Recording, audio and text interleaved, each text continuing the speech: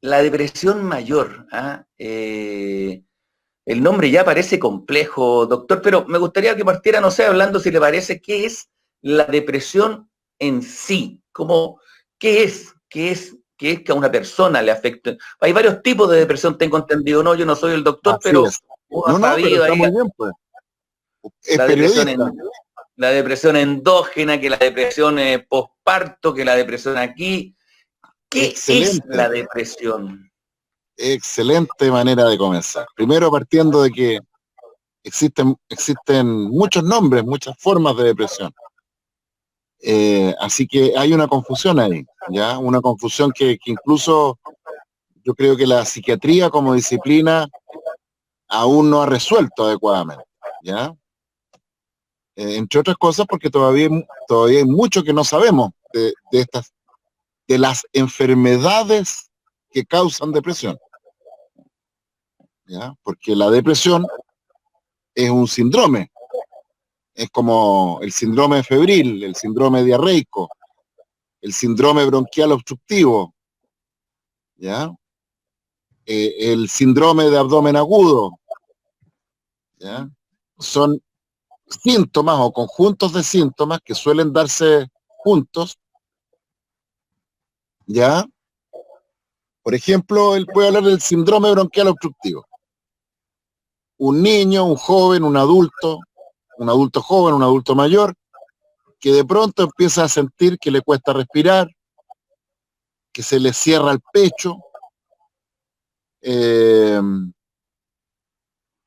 si es muy severo el síndrome bronquial obstructivo, se puede el paciente o quien está cerca de él o el médico escuchar lo que se llaman sibilancias, que es como si al respirar le silbara el pecho porque se estrecha la vía aérea y eso produce entonces una especie como de silbido. Generalmente hay tos, dificultad respiratoria, etcétera. Bueno, ese es el famoso síndrome bronquial obstructivo y hay muchas causas de síndrome bronquial obstructivo que pueden ser desde un cuadro bronquial asociado a una virosis respiratoria hasta un cuadro, hasta asma, o puede ser la Oiga, manifestación de una reacción alérgica. Bueno, mire qué el casualidad, síndrome doctor, depresivo, ¿sí? qué casualidad, porque voy a confesar, voy a transparentar algo. Mi hija ¿Ya? estando en la playa, mi hija chica, que tiene 15, estando en la ¿Ya? playa, la Cata, le vino un síndrome bronquial obstructivo. Y tuvieron que venirse de la playa porque al parecer le estaba afectando la humedad, estar al lado del mar. eh, y le vino fuerte, parece. Problemas para respirar, Exacto. se le tuvo que comprar uno de estos tubos grandes que son, Un no sé cómo se llama. broncodilatador, salbutamol. Exactamente. Bueno, acá en Santiago como que se ha estabilizado. Así que dejamos esta semana para visitar un bronco pulmonar pero mire, justo, usted lo dice, y yo, bueno, transparenté No, esto, está pero muy bien. fue heavy, parece grave, síntomas de Así es, ahogo, ¿verdad? O sea, y hay esto gente, puede, o sea, una persona se puede morir de un cuadro bronquial obstructivo. puede caer en un asma. O Bueno, sea, no un asma, puede caer en una insuficiencia respiratoria aguda y morirse de insuficiencia respiratoria. exacto, Ahora, exacto. ¿cuál es la causa de los síndromes bronquiales? Hay muchas. Ya puede ser un cuadro, que su hija tenga asma, puede ser que su Ah, hija claro. haya hecho un cuadro alérgico, que puede cursar con cuadro, puede ser que ya cosas más raras, hay enfermedades endocrinas que pueden producir, en fin, hay muchas enfermedades pulmonares y extrapulmonares que pueden causar un síndrome bronquial obstructivo. Bueno, el síndrome depresivo o depresión mayor es un conjunto de signos y síntomas como cualquier otro síndrome en medicina, pero que en esta ocasión causa falta de energía, pérdida de la vitalidad y que suele acompañarse de alteraciones del sueño, del apetito, del deseo sexual, de las funciones cognitivas, fallas de memoria, concentración y muy frecuentemente cursa con irritabilidad, aumento de la agresividad, otras veces con sentimientos de pena, angustia y en casos graves puede incluso cursar con ideación suicida y conducta suicida. Las causas del síndrome depresivo son múltiples. Hay muchas condiciones cerebrales, enfermedades cerebrales y extracerebrales que causan un síndrome depresivo mayor. La mayoría de las condiciones que causan depresión mayor son de origen cerebral. Bueno, todas suponen daño o disfunción cerebral, pero la mayoría son de origen intracerebral. Pero también hay causas de depresión mayor extracerebral. Enfermedades endocrinas, ciertos cánceres, neoplasia, etcétera. Hay muchas enfermedades fuera del cerebro que causan disfunción cerebral y generan síntomas depresivos, porque donde hay depresión hay disfunción cerebral. Donde hay un síndrome bronquial obstructivo hay disfunción pulmonar. ¿Ya? A nadie se le ocurriría decir que un síndrome bronquial obstructivo es de causa psicológica. ¿Ya? Es por histeria, es por neurosis. ¿Ya? Bueno, a nadie se le ocurriría decir que un síndrome depresivo es de causa psicológica. ¿Ya? Siempre que hay un síndrome depresivo mayor, hay disfunción cerebral. Ahora, claro, hay una serie de síndromes depresivos, de condiciones cerebrales, por ejemplo, trastornos del ánimo del espectro de la enfermedad bipolar, trastornos del ánimo del espectro de los trastornos de ansiedad, trastornos del ánimo del espectro de la esquizofrenia o de las esquizofrenias, que cursan con síndromes depresivos como parte central de la evolución de estas enfermedades. Y en muchas de estas condiciones los factores psicológicos juegan un rol crucial para gatillar que aparezca el síndrome depresivo mayor. Y de hecho, en el tratamiento de los síndromes depresivos mayores, muchas veces el tratamiento psicoterapéutico, psicológico es esencial, como parte del tratamiento, pero como parte, no como lo central del tratamiento.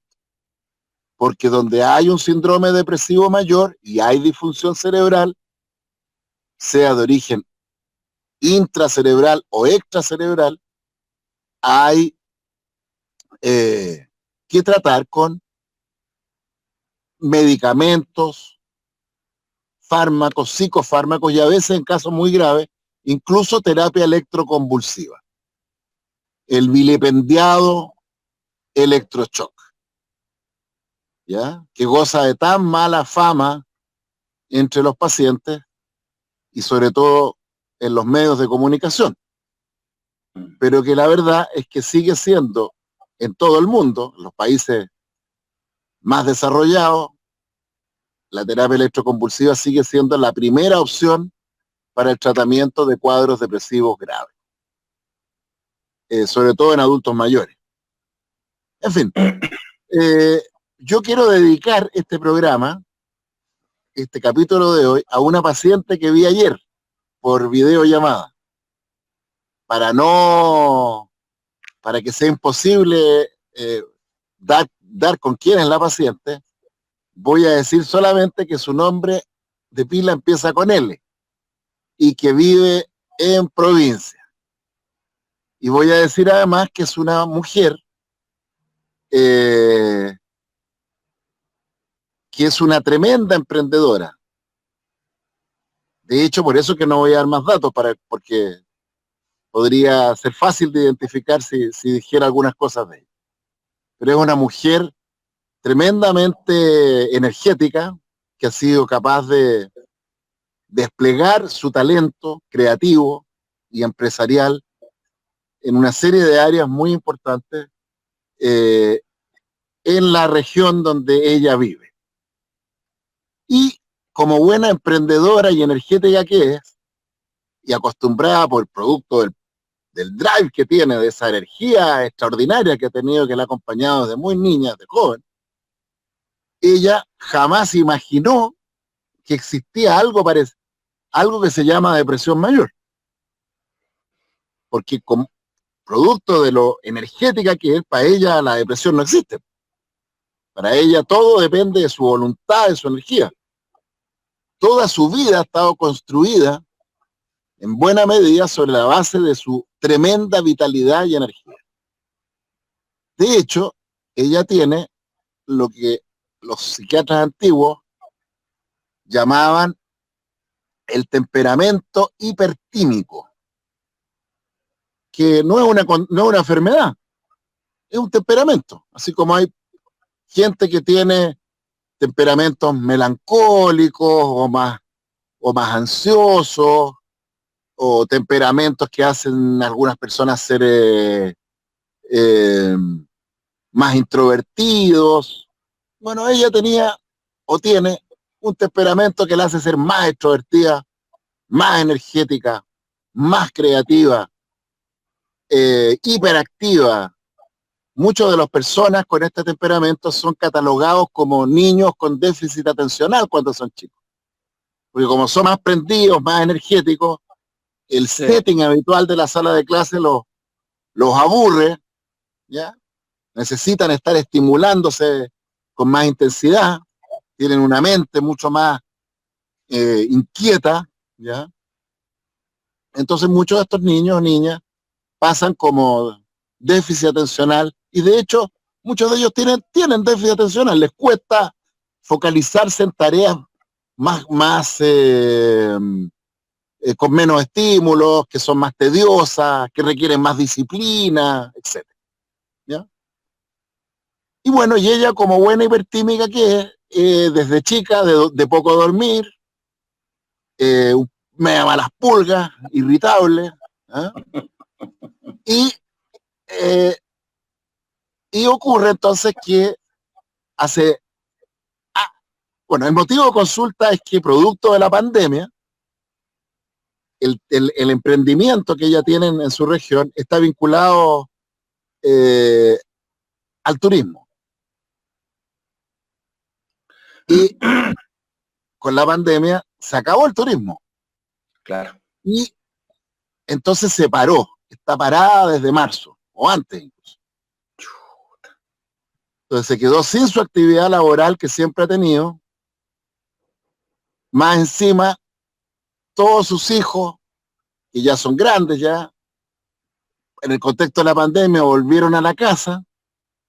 Entonces de pronto se encontró que estaba sin su trabajo de siempre, que la llena, la energiza, ella es muy creativa, y teniendo que hacer de dueña de casa y mamá de nuevo, con todos sus hijos en la casa, y tiene que estar preparando comidas, almuerzos, haciendo el aseo todos los días, qué sé.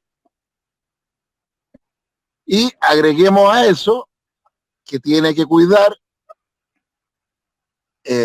a su suegra, que tiene ya una edad bastante avanzada y que pareciera ser que está con un principio de Alzheimer, y que además toda la vida ha sido media complicada la señora. Chuta, el cuadro donde está esta mujer hoy día. ¿Ve? De repente pasan las cosas, doctor, y págate, se te viene todo. Exacto. Y a medio a regañadientes, porque la verdad que ella no cree en los psiquiatras, no cree en los medicamentos. Y yo le dije, claro, ¿y cómo va a creer? Pues sí, toda la vida ella se ha construido en base a su voluntad, a su energía vital.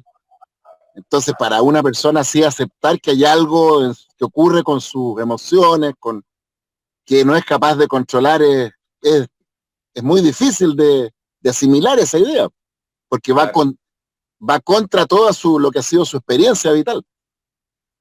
Es una mujer que toda la vida fue una gran deportista, además, y producto de la pandemia tampoco puede practicar deporte.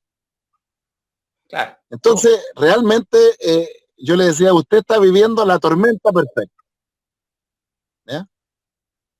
Y en este contexto empieza a aparecer, se torna más irritable de lo que ha sido, y ya al punto que empieza a sentir que se empieza a descontrolar, y empieza a sentir que empieza a causarle daño a la gente que ella quiere, porque ella es una persona muy amorosa. cascarrabia y me da mala pulga, pero muy cariñosa. Como buena hipertímica. Los hipertímicos en general son cariñosos, son intensos emocionalmente. Bueno, y aparecen los síntomas depresivos clásicos. Falta de energía. Me dice, mire doctora, hace 2 días que ya con esfuerzo me levanto. Lleva meses así y ya cada vez peor. Pérdida del deseo sexual. No le pregunté, pero seguro que si le hubiera preguntado me habría dicho que anda más desmemoriada, que de repente dejó prendida la olla, se le olvidó. Oye, Doc, ¿y esa falta de energía nace de la nada? Es decir, uno quiere pero no puede. Es peor que eso, no quiere, pierde el deseo. Ah, no quiero, no quiero. Las sensaciones de desmotivación, desvitalización. Todas las cosas que antes me llamaban la atención, me llenaban de deseo y gana, desde el deseo sexual hasta el deseo de comer, o al revés. Aparece una ansiedad por comer y aumento de apetito, o al revés, pérdida. ¿Ya? O sea, todas las funciones vegetativas, deseo sexual, alimentación. Hay pacientes incluso que se llegan a deshidratar en cuadros graves, que son a los que hay que hacerle terapia electroconvulsiva, electroshock, son a los cuadros depresivos graves que pueden cursar con síntomas catatónicos. El paciente queda tirado en la cama, no come, no bebe, y si no se hidrata, se muere deshidratado, como que estuviera en huelga de hambre seca. ¿Ya? Entonces, y eso es porque lo que llamamos deseo, voluntad, depende de funciones biológicas cerebrales. Claro, claro. Y así como hay enfermedades del cerebro que producen epilepsia, que producen distonías, que producen parálisis, hay enfermedades cerebrales como las que causan depresión mayor severa, que causan parálisis del deseo, ausencia de deseo, apatía. ¿Ya? Entonces muchas veces los pacientes, por eso que es una enfermedad muy terrible. Es terrible, ¿no? O sea, por eso que hay personas que se terminan suicidando, pues. Yo creo, Doc, que la depresión es una de las enfermedades más terribles que afecta al ser humano hoy día. No sé, el cáncer. Mire, también. Yo diría que hay 3 enfermedades que para mí hay 2 enfermedades que son terribles. Una para el paciente y otra para 3, diría yo. 2 para los pacientes que la sufren y una tercera para quienes viven con el paciente. La psicopatía o las psicopatías, que son un desastre no para el paciente, pero el paciente no se da ni... algunos psicópatas se dan cuenta que son muy anómalos e incluso tienen algo parecido al sufrimiento. ¿Ya? Pero quienes realmente sufren la psicopatía, y yo siempre digo, para mí, lo peor que puede ser es padre un niño psicópata, imagínense. ¿Ya? Y las otras 2 que las sufre el paciente, que son la depresión mayor y el trastorno obsesivo compulsivo. Son enfermedades muy terribles, muy terribles. Porque son enfermedades que no se ven además. Porque si usted su hija tiene un síndrome bronquial obstructivo, usted la ve que le cuesta respirar, le escucha que el pecho le sirva, la escucha toser. Entonces usted la agarra, la lleva al servicio de urgencia, se sale de Bolos Vilos y se va a Santiago buscando un clima más propicio. Qué sé yo, le compra un broncodilatador. No se le ocurre pensar que su hija está laraqueando, no se le ocurre decir, ya pues hija, ponte tu parte, empieza a respirar mejor. Pero en el caso de la depresión, como no se ve y la gente no sabe que existe, o las depresiones, entonces esta paciente, que en rigor, ella todavía, yo ayer le empecé a explicar algunas de estas cosas, pero en rigor ella todavía no entiende qué es esto. Yo le decía, mire, usted va a entender, usted recién se va a dar cuenta de todo lo que yo le estoy diciendo, cuando yo logre dar, y si es que lo logro, porque no siempre uno logra dar con el tratamiento farmacológico, cuando yo dé con un medicamento que usted después de tomarlo unos días, de repente descubra que vuelve a ser la que era antes. Y va a decir, cresta, o sea que todos estos meses que he estado sin energía, que me cuesta levantarme, que no me motiva nada, se debía a una falla en mi cerebro que se podía corregir con una pastillita. En este caso lo que yo le receté fue carbonato de litio.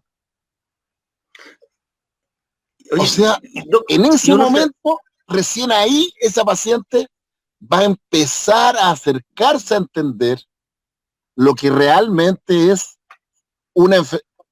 tener una enfermedad cerebral que no se ve, pero que ahí está, y que se hace visible cuando con un simple tratamiento médico se sana. O sea, uno doctor se va metiendo en esta historia y no te vas dando cuenta. O sea, no, la gente se da cuenta, pero como resulta que siempre, o casi siempre, hay factores psicológicos que la gatillan, claro. Entonces la persona cree que lo que le está pasando, bueno, es normal, es parte de, es producto de lo que está viviendo. Mire, esto es igual que lo que ocurre, con los pacientes que se infartan. ¿Ya? La mayoría de los pacientes que llegan infartados a los servicios de urgencia, los infartos ocurren después de algún estrés. La muerte de un ser querido, una desilusión amorosa, estrés laboral, etc. Y de pronto, en ese contexto, el paciente sufre un infarto. Entonces yo siempre le digo a los pacientes, claro, y cuando llegan al servicio de urgencia, con dolor al pecho y signos de un infarto, a ningún médico se le ocurriría decir, no, váyase para la casa si usted está estresado, ¿no es cierto? Le hace un electrocardiograma, le miden enzimas cardíacas, se demuestra el infarto, se le hace una coronografía y si hay que operar, se lo opera inmediatamente. ¿Ya? Porque para ningún médico con dos dedos de frente, pese que los factores psicológicos pueden jugar un rol muy central, se le ocurriría decir que eso es un problema psicológico. Claro. Y para el paciente tampoco, porque el paciente siente el dolor en el pecho y va al servicio de urgencia porque se da cuenta que entonces es muy fácil ver, si bien el paciente ve la relación entre el estrés y el infarto, entiende que tiene un infarto. Bueno, en los infartos cerebrales que cursan con depresión mayor, por usar una metáfora, la gente no ve eso, porque no tiene en la cabeza la idea de que un estrés psicológico pueda causar una disfunción cerebral que requiere un abordaje médico. Y eso solo lo va a ver cuando, producto de la medicación, se sane y diga, cresta, en realidad esto era una enfermedad. No era algo psicológico que dependía de que yo cambiara de switch, enfocara las cosas de una manera distinta, etc. Oiga, Irene Ollarzo dice, doctor Paz, ¿el encierro prolongado de una cuarentena puede agravar una depresión mayor? Bueno, depende. Por ejemplo, si usted puede teletrabajar, si usted le dan permiso en su trabajo y está encerrado en su casa porque ir a trabajar significa el riesgo de morir, porque usted trabaja en una salmonera, en una minera, en una forestal, o trabaja de chofer del Transantiago, probablemente el encierro prolongado lo va a proteger de deprimirse y de angustiarse. O al revés, si resulta que, como esta señora, el encierro prolongado es una obligación que ella no elige, que no la protege de nada, bueno, claro, ahí causa lo contrario. Pero el encierro por sí mismo puede ser muy positivo o muy negativo dependiendo de cada persona, de la situación de cada persona. De hecho, yo sigo afirmando que en la mayoría de las personas la cuarentena ha tenido efectos protectores sobre la salud mental. ¿Esta depresión mayor se manifiesta por la falta de interés en todo ámbitos de cosas? De levantar, absolutamente. De salir, de bañarse. O sea, hay grados en los cuales la falta de energía es tal que bañarse, levantarse a hacerse un plato de comida es un esfuerzo. Es por eso que los pacientes muchas veces lo que describen, mire doctor, desde hace meses que todo lo que yo hago lo hago porque tengo que hacerlo, lo hago por obligación. No porque me motive, no porque... ¿ya? Y de hecho, desde el punto de vista neurobiológico, las enfermedades cerebrales o extracerebrales que causan depresión mayor habitualmente comprometen circuitos del cerebro que involucran el hipotálamo, que es una partecita del cerebro donde están buena parte de los centros neuroendocrinos que tienen que ver con el control del deseo sexual, de la respuesta frente a la expresión de la agresividad, los instintos básicos, reproducirse, alimentarse, hidratarse, vincularse con otros, con los pares, los instintos de afiliación social, los instintos de protección propia y ajena. Por eso usted mencionó, por ejemplo, al inicio del programa, las depresiones postparto. ¿Ya? Y, por ejemplo, una de las cosas más terribles que le puede pasar a una madre es hacer un cuadro depresivo postparto, porque incluso llega un minuto en que es tal la falta de la desvitalización que desaparece incluso el instinto de protección de su hijo, de su hija. Y en cuadros graves incluso, ¿sí? Y en cuadros graves incluso, eso puede llegar a la psicosis y al infanticidio. La mayoría de las mujeres que matan a sus hijos posparto o que los abandonan, están cursando con depresiones mayores posparto. Por eso que a mí me causa mucha indignación cuando aparece de vez en vez el caso de una madre que mató a su hijo, una guagua, y en las redes sociales aparece el ejército de cavernícolas, ¿no es cierto? Maten a esa desgraciada, etcétera, etcétera, ¿no es cierto? Porque, bueno, como buenos cavernícolas son ignorantes, no saben estas cosas. Y como cavernícolas que son, aparte de ignorantes, ¿no es cierto?, se sienten con el derecho a juzgar de todo y hablar de todo y opinar de todo sin saber de nada. Entonces, yo pienso en esa pobre mujer que tiene que cargar con la triple carga, ¿no? Estigma de haber asesinado a su hijo, privada de la razón, enferma. Luego, cuando se recupere, hacer el duelo por ese hijo que perdió producto de su enfermedad, y más encima lidiar con una sociedad que no es que le va a apuntar con el dedo por el resto de su vida. Es más, muchas veces el peor juez del paciente depresivo mayor es el propio paciente. En la medida que el paciente no entiende que eso que le está causando, que eso que le está pasando, no es porque sea una mala madre, ni un mal padre, ni un mal marido, ni una mala esposa, ni un mal hijo, ni un mal hermano, en fin, sino que es porque está enfermo. En la medida que no entiende eso, se culpa. Y de hecho, a veces uno de los síntomas cardinales de las formas más graves de depresión es que aparecen unas culpas completamente irracionales. Incluso aparece el delirio y la culpa psicótica. Hay formas de depresión que llegan al delirio.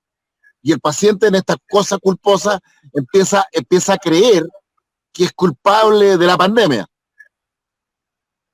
Que por culpa de él o de ella existe la pandemia. Que la pandemia es un castigo universal por culpa de él o de ella, imagínense.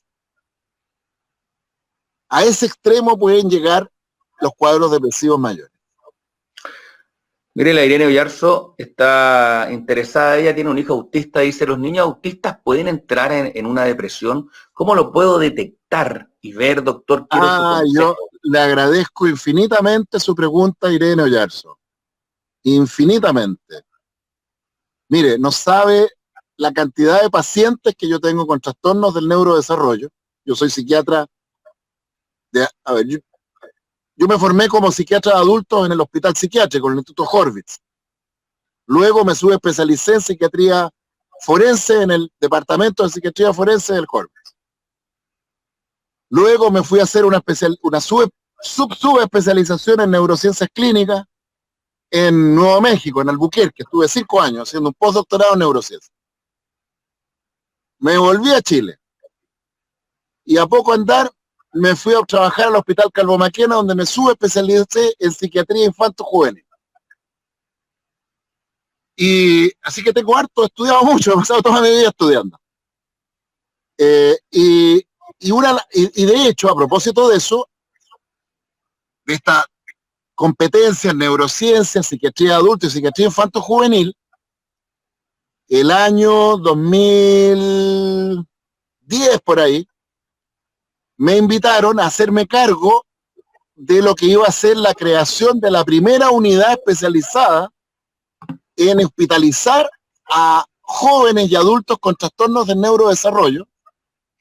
Los trastornos del neurodesarrollo, ¿ya?, son un conjunto de síndromes que van desde autismo grave, ¿ya?, niños, niñas que nacen prácticamente sin hablar, apenas caminan, apenas regulan, algunos de ellos no tienen ni siquiera control de esfínteres, etcétera, hasta formas tan leves de los trastornos de desarrollo que van el llamado síndrome de Asperger, ¿ya?, que son niños que tienen incluso una inteligencia superior y que tienen algunas rarezas, extrañezas en el contacto social, etc. ¿Ya? Ese es el espectro de los trastornos del neurodesarrollo. Bueno, y me invitaron a liderar, a crear en el hospital, se me olvida siempre el nombre, que le llaman el Open Door, le llama a la gente. ¿Cómo se llama este hospital? Ahí en... ¿Cuál, aquí en Santiago? Aquí en la frontera entre Puente Alto, entre la Florida y Puente Alto. ¿Cómo se llama este hospital? Ah, el Sótero del Río. No, más arriba, pues, no, del hospital psiquiátrico. Ah, el Peral. El Peral, muchas gracias. El Peral. Yo creo que se me olvida porque al final, bueno, ya otro día cuento cómo terminó esa historia. Pero probablemente ahí hay una...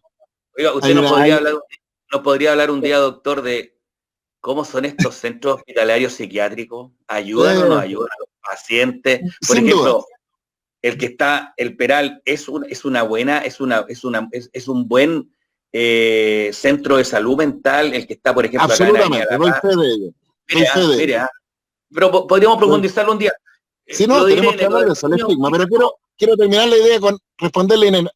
Y ahí la idea era crear un centro especializado en hospitalizar y tratar a jóvenes y adultos con trastornos del neurodesarrollo grave, de esos autismos que casi ni se comunican. Por eso que cuando Irene Oyarzo dice, ¿cómo me doy cuenta? Bueno, porque los trastornos del neurodesarrollo, muchas veces el paciente apenas balbucea o habla muy poco, o si habla monosílabo. Entonces, ¿cómo se sabe cuando un niño, un joven o un adulto con un trastorno del neurodesarrollo tiene una depresión? Bueno, y justamente por lo mismo, durante mucho tiempo, se pensó, los trastornos del ánimo asociados a los trastornos de neurodesarrollo no eran materia de estudio, de trabajo clínico, etcétera. Pero ya hace varios años que se ha ido publicando más y más y más información clínica que muestra que la prevalencia de trastornos del ánimo en niños, jóvenes y adultos con trastornos del neurodesarrollo, del espectro autista, es varias veces más frecuente que en la población general. De hecho, hay algunos estudios que hablan que hasta el 70-80% de los pacientes con trastornos del neurodesarrollo desarrollan a lo largo de su vida trastornos anímicos graves. Cosa que para mí no representa ninguna sorpresa, porque entre las 1000 cosas que aprendí cuando hice mi postdoctorado en neurociencia en Estados Unidos, es que cuando hay una enfermedad que afecta globalmente el desarrollo del cerebro, es de toda obviedad que eso va a afectar también los centros del cerebro que tienen que ver con el hipotálamo, el complejo amigdaloideo, el hipocampo, el cerebelo y otras áreas del cerebro que están vinculadas con la depresión y los trastornos anímicos. ¿Y cómo lo detecta una mamá como Irene, por ejemplo?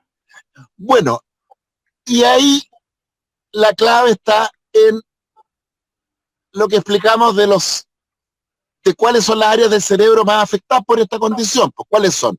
Las de los instintos básicos, dijimos, ¿no es cierto? El instinto de alimentarse, de reproducirse, de hidratarse, el sueño, la energía, la actividad psicomotora. Entonces, ¿cómo uno sabe cuando niños, jóvenes y adultos con trastornos graves de neurodesarrollo están cursando con trastornos de año? Cuando empiezan a tener alteraciones episódicas que pueden durar días, semanas o meses en estos circuitos, pues en estas pulsiones. Entonces de repente el niño pasa por días, semanas o meses que deja de comer, o empieza a comer como sabañón, o se torna irritable, agresivo, o hiperactivo, o hipoactivo, o duerme mucho, o duerme poco, y eso en forma cíclica, va y viene. Ahí tiene un trastorno del ánimo, muy probablemente. ¿Y cómo se certifica el diagnóstico? ¿Cómo sabemos que, bueno, cuando se tratan esos trastornos anímicos con estabilizadores del ánimo, a veces con antidepresivos, y ojo que en la mayoría de las depresiones severas los antidepresivos o no sirven o hacen más mal que bien, ojo con eso. Pero a veces también los antidepresivos pueden en algunos pacientes ser muy, muy eficaces, combinados o no con estabilizadores del ánimo. Entonces, si el paciente tiene un trastorno del neurodesarrollo, un autismo grave, tiene estos síntomas y empieza a tomar carbonato de litio, lamotrigina, ácido valproico, combinado o no con un poquito de citalopram, aripiprazol, risperidona, etcétera, etcétera, y se sana, bueno, lo más probable es que tenía entonces un trastorno del ánimo. La gente agradece este espacio con el doctor Paz Carmen Gloria. Dice, buenos días, doc. ¿Cómo se puede hacer el cambio de switch y no llegar a un acto de trastorno extremo? Pregunta ella. Bueno, entendiendo que como cualquier enfermedad, no hay nada que uno pueda hacer. Yo le decía ayer a esta paciente, porque esta paciente me decía, pero doctor, me decía, usted me va a decir entonces que todo lo que me pasa a mí se va a resolver con una pastillita. Sí, le dije. Ay, no, me dices que me da una rabia. ¿Cómo no voy a poder yo resolver esto sin tener que depender de una pastilla? Entonces yo le decía, mire, yo entiendo que usted me pregunte eso porque si usted tuviera una fractura de fémur, usted no me estaría preguntando esto. Si usted tuviera una fractura de fémur, le dice, mire, usted tiene una fractura de fémur, tiene que inmovilizarse durante un mes, o tiene que operarse incluso, porque tenemos que ponerle unos clavos, unos fierros ahí para enderezarle el fémur, ¿ya? Usted no estaría diciendo, pero doctor, ¿cómo yo no voy a poder arreglarme el fémur? Porque para usted sería de toda obviedad que eso que usted tiene es una enfermedad de su cuerpo y que no hay nada que usted pueda hacer para corregir eso que no sea con un médico, un grupo de médicos que intervenga a su cuerpo, sea que usted tenga diabetes, hipertensión arterial, síndrome bronquial obstructivo asmático o fractura de fémur. Pero claro, con la depresión o las depresiones mayores y las distintas condiciones que la causan, eso no resulta para nada obvio. Porque para el paciente y para la familia y muchas veces para los médicos y a veces para los mismos psiquiatras, ojo con lo que estoy diciendo, incluso para los mismos psiquiatras, no resulta tan obvio que eso que le está pasando, que esa paciente que es inestable, que es impulsiva, que es caprichosa, que es caprichoso, que es pesado, que es devaluador, que es un hincha pelota, perdone que se lo diga así. Todas esas conductas son causadas por una enfermedad del cerebro. Entonces, el drama de todas estas condiciones neuropsiquiátricas es que hasta que no se tratan y se sanan, no se ve. la enfermedad. Mm. Y eso se lo digo hablando de mí también. Mire lo que le voy a decir. Yo que he pasado toda mi vida tratando de explicar buena parte de los trastornos de la conducta y de las emociones como el resultado de enfermedades cerebrales tratables médicamente, hasta el día de hoy me ocurre, y especialmente en el ámbito de la psiquiatría infanto-juvenil y del adolescente sobre todo, ¿ya? Que muchas veces, mire, ayer nomás, vamos a dar un ejemplo. Ayer, antes de ayer, me llamó un papá desesperado que pensaba que viera a su hijo urgente, chiquillo de 18 años. Y después cuando lo vi a las 10 de la noche por videollamada, porque era urgente. 10 de la noche. Cayéndome de sueño, ya lo vi. ¿Ya? Y el chiquillo, el motivo de consulta era que está llamado al servicio militar. ¿Ya? Y el chiquillo y los papás quieren que yo le haga un certificado para sacarse el servicio militar. Clásico, un clásico. ¿Ya? Cosa que yo hago solo cuando efectivamente encuentro que hay una razón psiquiátrica, porque yo no voy a estar inventando la enfermedad a un chiquillo que no tiene nada. Buscará otra manera de resolver su problema con el servicio militar obligatorio, pero no va a ser con un certificado trucho del doctor Rodrigo Paz. Qué bueno que es transparente esto, porque no todos los doctores lo hacen, así que sigo con mi respeto hacia usted. Bien. ¿Ya? Entonces, empiezo a entrevistar a este chiquillo, estaba cansado. Lo único que quería era irme luego no había ni comido todavía, quería comer, irme al sol. Pero me llamó la atención lo Barça el cabro. Pero Barça, así, sin pudor. Entonces, y además, bien pueril. Me dice, no, doctor, lo que pasa es que mi problema es que yo no tengo ánimo de nada. Dije yo, este compadre me está cuenteando. Dije, los chiquillos no, un chiquillo depresivo real no parte diciendo, es que yo no tengo ánimo de nada, así como, no sé, había algo bien falso en él. Bueno, para hacerle el cuento corto, el chiquillo es bien barzúo, flojo como él solo, pero bien inteligente. Y por eso mismo no ha repetido nunca de curso, pero mínimo esfuerzo. Pero barzúo, los padres separados, y él dejó de vivir con la mamá, un clásico. Siempre que un chiquillo de padres separados, entre los 15, 16, 17 años, deja de vivir con los progenitores, habitualmente es porque el progenitor mamá, que habitualmente le está poniendo muchas reglas. Entonces, como no tolera las reglas y el orden y la disciplina, se van a vivir con el papá, o viceversa. ¿Ah? Y cuando el otro progenitor le empieza a poner reglas, se devuelve con el otro progenitor, y así se lo pasan pimponeándose estos cabros medio psicopatoides, así. ¿Eh? Entonces, les sigo contando la historia. Entonces, ¿Ya? aquí viene, entonces yo hablo con el papá, después el papá me dice, sí, doctor, si en realidad yo, porque esta es una primera impresión, ¿ya? Y yo me cuido mucho de las primeras impresiones, porque a veces uno puede, no sé, por cosas emocionales incluso de uno prejuzgar, quedarse con una lectura sesgada del paciente, y prejuzgar al paciente, y quedarse con que es barzúo, a lo mejor no es tan barzúo, a lo mejor tiene un problema, y además es barzúo, qué sé yo. Hablo, y el papá me dice lo mismo, me dice, en realidad sí, sí, doctor, yo encuentro que mi hijo es bien fresco, es bien manipulador, ya me empezó a confirmar más. Hablé con la mamá al otro día, la llamé, para que me diera más información. Y después llamé al psicólogo, que lo estaba viendo hace un mes. ¿Ya? Y el psicólogo también me confirmó. Voy ahora al tema que quiero decir.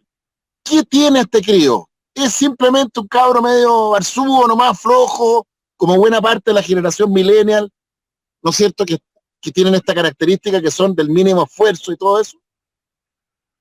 ¿O tiene algún problema de mi especialidad? que requiere un abordaje. Y le voy a decir lo que sé hasta ahora de este chiquillo. Y lo que le puedo decir hasta ahora es que no lo sé. ¿Por qué no lo sé? Porque bien podría ocurrir que este chiquillo tenga un déficit atencional y que sea flojo porque le cuesta. Y que pase todo el día pegado a las pantallas porque las pantallas tienen la gracia de que son, como tienen muchos estímulos, son perfectas para los chiquillos que se aburren fácil. Y por eso que los niños con déficit atencional se hacen adictos a las pantallas. Entonces, con esto lo que le quiero decir es que claro que voy a tratar de investigar más este caso y que no me voy a quedar con la explicación simplista, no, el cabro es flojo. Porque para eso no hace falta ser psiquiatra. Ah, O sea, claro. cualquier Bueno, adulto con cierto sentido común, no, este cabro es ¿lo va flojo. a seguir tratando? ¿Va a seguir conversando con él usted? Por supuesto que sí. Ya, ya, Y lo ya. que sí tengo claro es que dadas las características de este chiquillo, no quiero que reciba instrucción militar.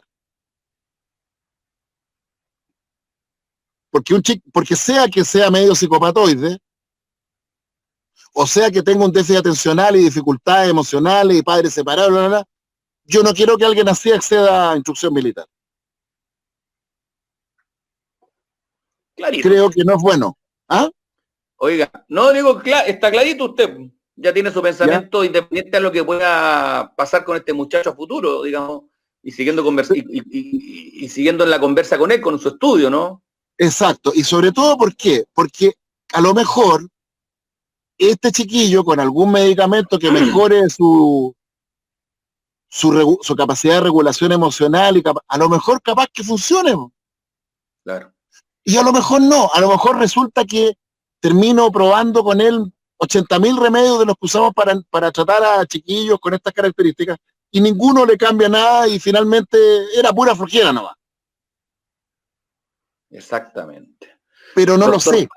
salud mental, depresión mayor. Mire, Ingrid Rojas pregunta, ¿son caras las consultas de psiquiatra hoy día en Chile?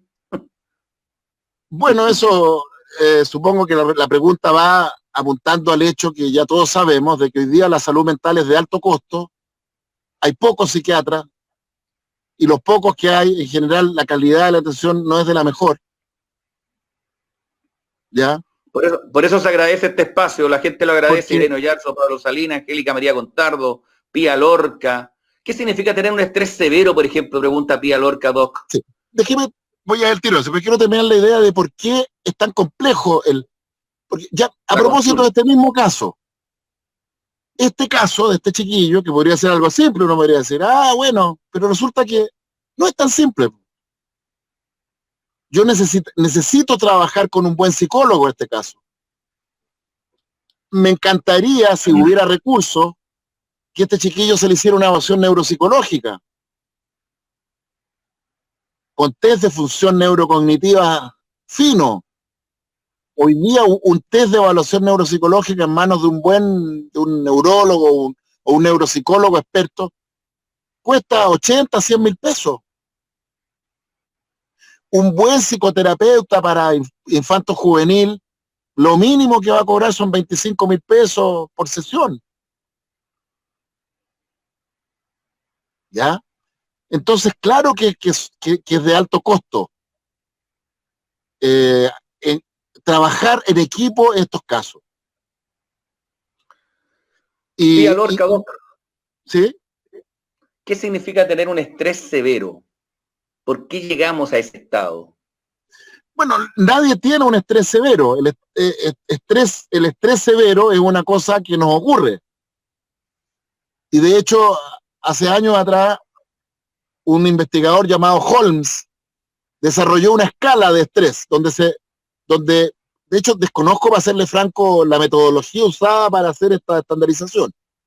¿Ya? Lo que sé es que este señor hizo un estudio y elaboró un listado de las situaciones que más estresaban a los seres humanos. Ya puede que me equivoque en el orden exacto, pero si no me equivoco, el mayor estresor que podía sufrir un ser humano era la viudez. ¿ya? Mire, Para una, para un, para el una, mayor para un, nivel de estrés que podría sufrir un ser humano es la viudez. así es, y especialmente si es hombre. Los hombres toleramos peor la viudez que las mujeres. Mire, De hecho, está estudiado que la sobrevida post-viudez es menor en hombres y en mujeres que en personas que no sufren viudez. Los viudos y las viudas se mueren más, se mueren antes que los no viudos y las no viudas. ¿Ya? Porque el estrés severo mata. Mata ya sea causando depresión, mata ya sea causando otras formas, porque no todas las personas bajo estrés severo se deprimen. ya, mire, ¿Ya? buen punto. Deprimirse no es normal, es frecuente. De hecho, más o menos se estima que entre el 20 al 30% de las personas sometidas a estrés severo van a desarrollar síntomas depresivos. Pero eso significa que el 70-80% de las personas sometidas al mismo estrés severo no van a desarrollar síntomas depresivos. ¿Por qué algunas personas desarrollan síntomas depresivos sometidas a estrés severo? Viudez, la escala de Holmes, la muerte de un hijo, de una hija, la pérdida del trabajo, la cesantía, ¿ya? Esos son los grandes estresores. Las enfermedades crónicas severas. ¿Por qué 20 a 30% de los seres humanos, de los primates humanos, su cerebro va a empezar a hacer cortocircuito y va a terminar entrando en depresión mayor? Que es lo que yo le decía a él ayer. Le decía, a ver, esto que usted esté con esto no es normal. Lo que a usted le pasa no es normal. Pero ¿cómo que no es normal? Me decía doctor. A cualquiera que le pasara esto que le estaría como yo. No. 20, 30% de las personas en su situación van a experimentar, lo cual es muy frecuente, pero no es lo normal. Y entonces, ¿por qué esto me pasa a mí? Porque le doy firmado que en su familia hay otras personas que han sufrido y sufren de lo mismo. Y ahí empezó a hacer el circuito. Sí, mi papá tuvo no sé qué y se fue para abajo, se fue para abajo, se fue para abajo hasta que se murió. Y en la familia de mi papá hay varias personas más que han tenido, le ha pasado lo mismo. Eso es, pues, le dije yo. No hay nada más genético que los trastornos del ánimo grave. Nada más genético. Nada más hereditario. La Jiménez Celis pregunta si esta depresión mayor, por ejemplo, genera que una persona deje de reír o deje de llorar. ¿Se produce eso? Por supuesto. Se producen, a ver, en los cuadros depresivos, a ver, la emoción que prima en un cuadro depresivo grave puede ser desde la apatía absoluta, como en la canción de la Nidia Caro, ¿se acuerda esa? No tengo ni frío ni calor. ¿Se acuerda, no? No la tengo metida por aquí, pero ya la voy a tratar de escuchar. Le voy a poner un tema después. ¿Es de Nidia Caro? ¿Nidia Caro? Nidia Caro, ¿se acuerda? Bueno, yo... No, de Nidia Caro me acuerdo. Del tema no lo tengo. Ella era una belleza, ella. Cantaba precioso. Era muy linda. Era muy linda. La esposa de Manolo decía, Otero. Estoy cansada, no siento nada, no tengo ganas de reír y estoy cantando. Me da pereza abrir la boca para decir lo que dijeron tantos. ¿Se acuerda? Ahora sí. ¿Ya? Bueno, en esa canción se describe un poco lo que sería la experiencia de ciertas formas de depresión. No hay llanto, no hay alegría, hay un estado de apatía, de abulia, de anedonia, de pérdida de emociones. Pero hay otras depresiones, la mayoría, que cursan con emociones de tristeza y sobre todo de irritabilidad. Si usted me pregunta cuál es el síntoma más característico de la mayoría de los cuales, la agresión, la irritabilidad.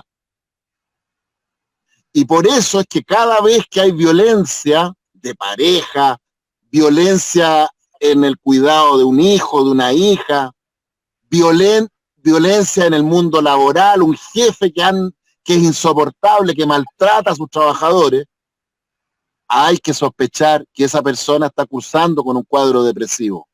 Mire, mire. De hecho, Mire, la Jime dice que su madre está así en este minuto. La misma Jimena que preguntaba. Bueno, le dejo mi número celular, de mi WhatsApp, 998189756. Escríbame, Jimena, no le voy a cobrar. No le prometo responderle al tiro, porque de hecho ahora voy a mi trabajo, estoy tapado pega hoy día, pero apenas pueda le responderé y le puedo orientar un poco sobre la situación de su madre, porque si su madre es un adulto mayor y está con síntomas, eso puede ser un cuadro depresivo mayor, psiquiátrico, por decirlo así, o puede ser en un adulto mayor que está como apático, puede ser una demencia, puede ser una condición, una enfermedad neurológica, un accidente vascular encefálico, puede ser una enfermedad metabólica, puede ser una infección urinaria.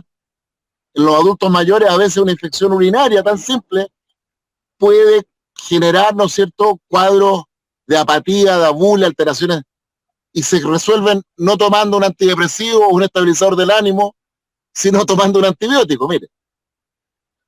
Porque gracias, ya lo dijimos. Gracias, Doc, por ofrecer esa consulta gratis ahí a Jimena. Está agradeciendo, porque no todos los doctores lo hacen y yo también soy transparente, tan sin filtro como usted, así que nada, yo se lo agradezco y le agradezco este espacio, que lo tenga.